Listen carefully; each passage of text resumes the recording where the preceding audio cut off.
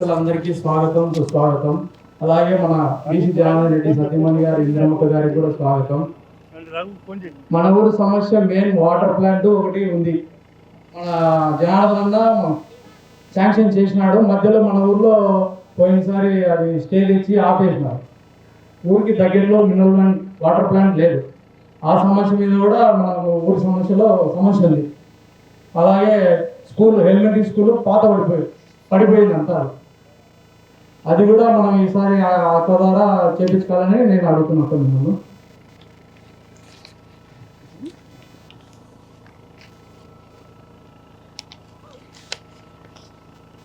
ఈరోజు మనం ప్రజాగలం ప్రోగ్రాం కోసం నేను ఈ ఊరికి రావడం జరిగింది.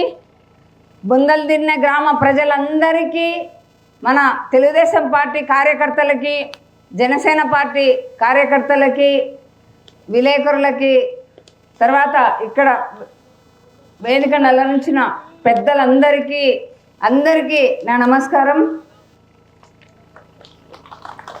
ఈరోజు మనము ఈ 5 సంవత్సరాల నుంచి జగన్మోహన్ రెడ్డి ముఖ్యమంత్రి అయినాక మీరు ఒక్కసారి గమనిస్తే ఈ 5 ఏళ్లలో నిత్యావసర సరుకులు పెరిగిపోయినాయి, తర్వాత కరెంటు ఛార్జీలు పెరిగిపోయినాయి, తర్వాత ఆర్టీసీ బస్సు ఛార్జీలు పెరిగిపోయినాయి, నిరుద్యోగము ఈ యువతకేమో ఉద్యోగాలు లేవు.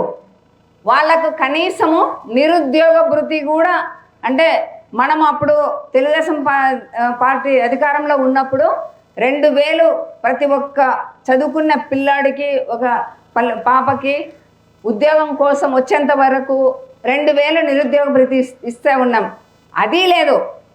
తర్వాత అన్నీ ఒకవేళ సరే ఉద్యోగం చేద్దామంటే పిల్లలకి అవి కంపెనీలన్నీ మనం జాబ్ చేద్దామంటే పిల్లలకు ఉద్యోగాలు రావాలంటే ఒక్క పరిశ్రమ కూడా మన రాష్ట్రంలో లేదు.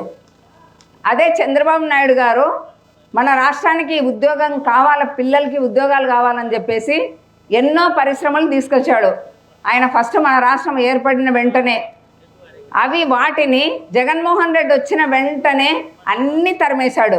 ఒక్క పరిశ్రమ లేక ఉద్యోగాల కోసము ఏ హైదరాబాదుకో ఏ బెంగళూరుకో ఎవరినన్నా అడగండి, నువ్వు జాబు ఎక్కడ చేస్తున్నావమ్మా అంటే హైదరాబాద్లో అంటారు, బెంగళూరులో అంటారు. కానీ మన రాష్ట్రంలో చేస్తున్నాము అని ఒక్కరు కాకుండా ఒక్కరన్నా చెప్తున్నారా? ఎక్కడన్నా సరే. తర్వాత అట్లా నిరుద్యోగ సుమారుగా చాలా నిరుద్యోగం అయిపోయింది. తర్వాత మందు తాగే వాళ్ళకి సుమారుగా రేట్లు చాలా పెరిగిపోయినాయి. మందంతా కూడా చాలా రేట్లు పెరిగిపోయినాయి. ప్రతిదీ ఏదన్నా తీసుకోండి, అన్నీ మనం బ్రతకలేని పరిస్థితి.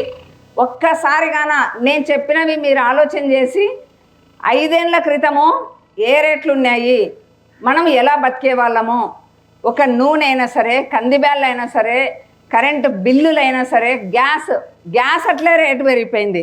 గ్యాస్ అయినా సరే ఏదన్నా తీసుకోండి, జగన్మోహన్ రెడ్డి వచ్చినాక అన్ని రేట్లు పెరిగిపోయినాయి. అప్పుడు ఒక్కసారి కూర్చొని మీరు లెక్క రాసుకోండి, సిలిండర్ ఇంత, నూనె ఇంత అని ప్రతి ఒక్కటి మీరు రేట్ అన్నీ రాసుకుంటే మనకు నెలకు ఈ 5 ఏళ్లకు ఈ జగన్మోహన్ రెడ్డి ప్రభుత్వంలో నెలకు మనకు ఎంత ఖర్చు ఎక్కువ వస్తుందో మీకే తెలిసిపోతుంది.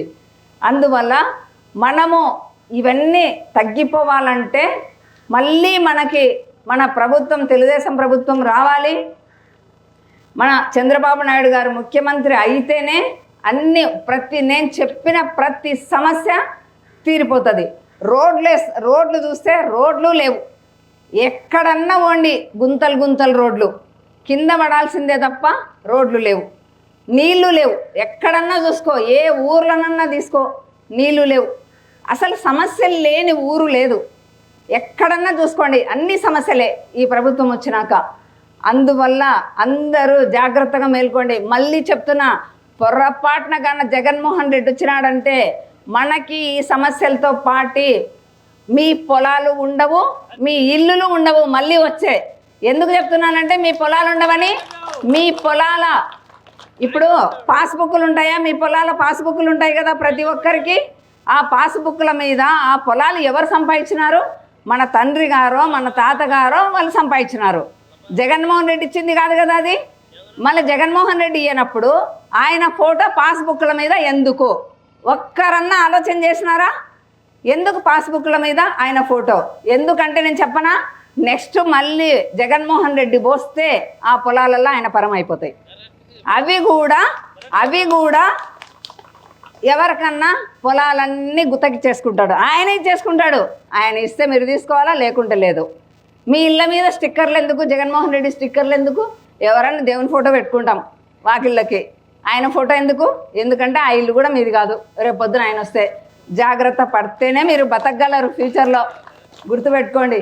అందువల్ల మన తెలుగుదేశం ప్రభుత్వం వచ్చినాక ఇది ప్రతి అమ్మాయికి అంటే 18 ఏళ్ళు దాటి 19 ఏళ్ళు వచ్చిన ప్రతి అమ్మాయి నుండి 60 ఏళ్ళు వచ్చేంత వరకు ప్రతి నెల 1500. అంటే ఇంట్లో అత్తకు పెన్షన్ వస్తే అత్తతో పాటు కోడళ్ళు ఎంతమంది ఉంటే 2 ఉన్నా 3 ఉన్నా వాళ్ళకు అందరికీ కూడా తలా 1500 వస్తుంది ఒక్కొక్కరికి. వాళ్ళ కూతుళ్ళు కూడా 18 ఏళ్ళు దాటి 19 ఏళ్ళు వస్తే వాళ్ళకు కూడా 1500. ఇంట్లో ఎంతమంది ఉంటే అంతమందికి ఒక్కొక్కరికి 1500 అంటే సంవత్సరానికి 18,000 ప్రతి ఒక్క ఆడపడుచుకి వస్తుంది. తర్వాత తల్లికి వందనం పేరుతో అంటే ఇప్పుడు అమ్మఒడి, మనము తల్లికి వందనం అనే పేరు పెట్టుకున్నాము, ఇప్పుడు అమ్మఒడి అని ఉంది. అమ్మఒడి ఏం చెప్పినాడమ్మా?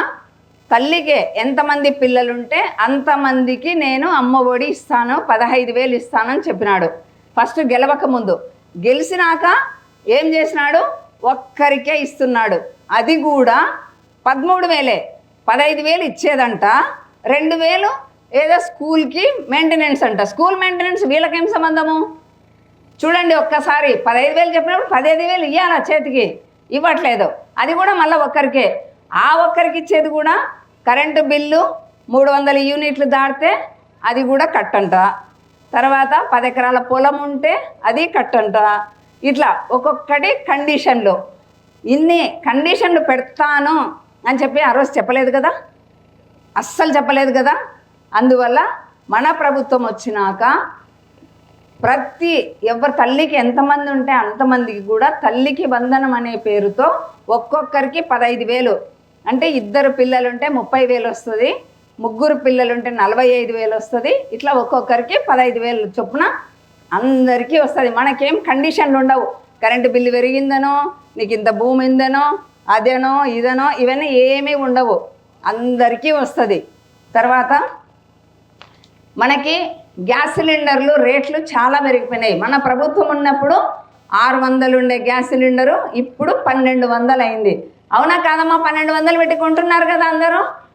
అందువల్ల గ్యాస్ సిలిండర్లు రేట్లు పెరిగిపోయినారని చెప్పేసి మన చంద్రబాబు నాయుడు గారు మనకి 3 సిలిండర్లు ఫ్రీగా ఇస్తున్నాడు.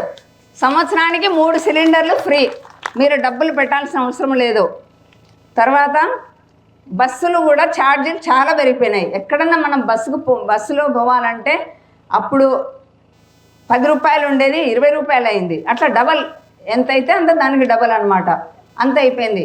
ఆడవాళ్ళందరికీ మన నంద్యాల జిల్లాలో ఎక్కడ పోయినా కూడా బస్సు ఛార్జీలు ఉచితం. అంటే ఎవ్వరు మిమ్మల్ని బస్సు ఛార్జీలు ఎన్నిసార్లు తిరగచ్చు, ఎక్కడికైనా తిరగచ్చు, బస్సు ఛార్జీలు ఫ్రీ. తర్వాత మీరందరూ రైతులకి ప్రతి ఒక్కరికి పొలం ఉన్న ప్రతి ఒక్కరికి సంవత్సరానికి 20,000 అన్నదాతకి ప్రతి ఒక్కరికి వస్తుంది. తర్వాత పింఛన్ ఇప్పుడు 3,000 వస్తుంది. 3,000 వస్తుంది ఇప్పుడు పింఛను. మనము గెలిచిన మొదటి నెల 7,000 ఇస్తారు ప్రతి ఒక్క అంటే ముసలోళ్ళకి. 7,000 ఎందుకంటే ఈ నెల నుంచి లెక్క పెడితే ఈ నెల, వచ్చే నెల, వచ్చే నెల నుంచి ప్రభుత్వం ఏర్పడుతుంది. ఈ మేలో ఎలక్షన్లు జరుగుతాయి, జూన్లో మొత్తము